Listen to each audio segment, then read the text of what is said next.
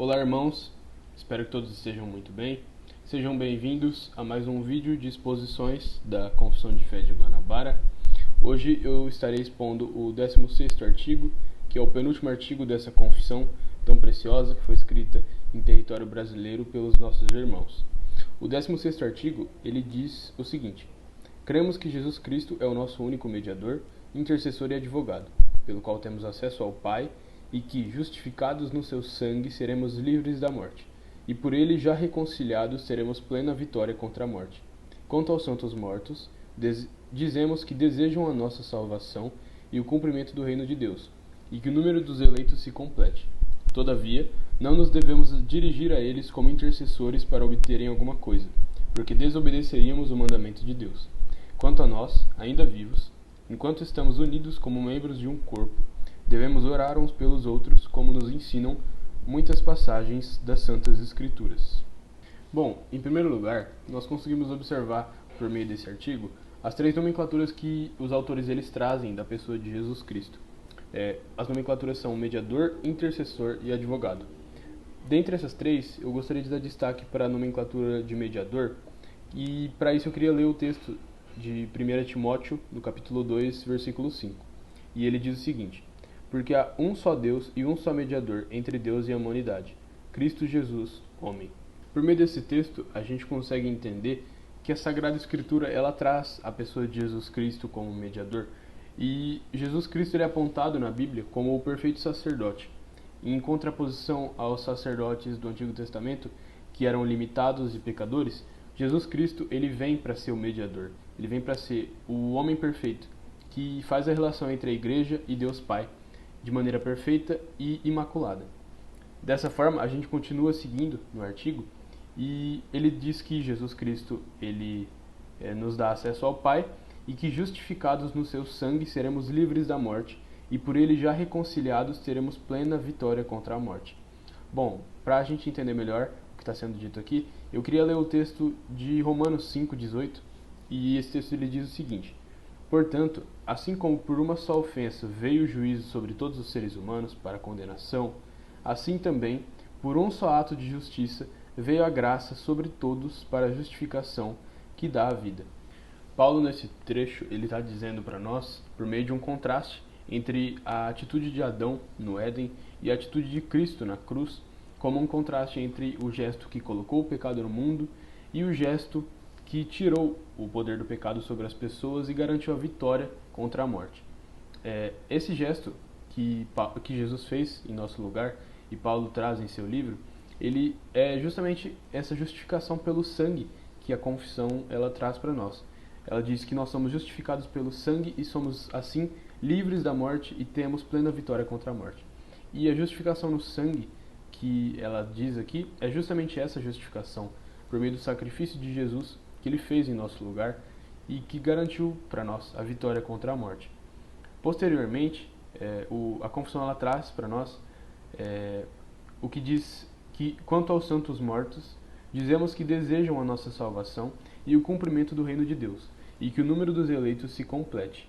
Todavia, não nos devemos dirigir a eles como intercessores para obterem alguma coisa, porque desobedeceríamos o mandamento de Deus. Bom, desse trecho eu quero destacar a ideia de que os santos mortos eles desejam a nossa salvação e desejam o cumprimento do reino de Deus e do estabelecimento da justiça divina.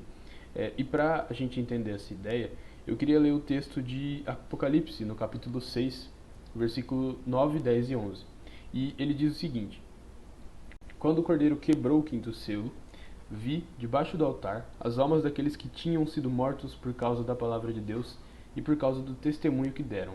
Clamaram com forte voz, dizendo: até quando, ó soberano Senhor, santo e verdadeiro, não julgas, nem vingas o nosso sangue dos que habitam sobre a terra? Então a cada um deles foi dada uma veste branca, e lhes foi pedido que repousassem, ainda por pouco tempo, até que também se completasse o número dos seus conservos e seus irmãos, que iam ser mortos como eles tinham sido. Esse trecho de Apocalipse, que João traz para nós em sua palavra, ele nos diz justamente o que está afirmando a confissão, que ela diz que os santos mortos eles aguardam e eles desejam a nossa salvação. E nesse trecho de Apocalipse é trazido para nós um clamor daqueles que morreram e foram santificados pelo Espírito Santo, pelo cumprimento da justiça divina. E o versículo 11 ele diz que eles deveriam esperar até que se completasse o número de eleitos sobre a terra. E esse trecho ele comprova o que está dizendo os autores da confissão.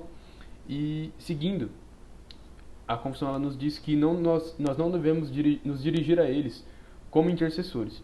E para a gente entender essa questão, eu cito novamente o texto de 1 Timóteo, que eu li no começo, que fala que Jesus Cristo é o mediador entre Deus e a igreja.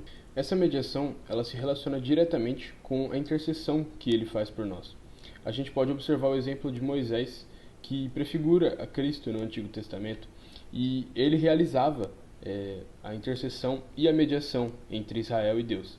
E assim como ele fazia isso, Jesus faz de maneira superior e de maneira perfeita a intercessão e a mediação pela igreja com Deus.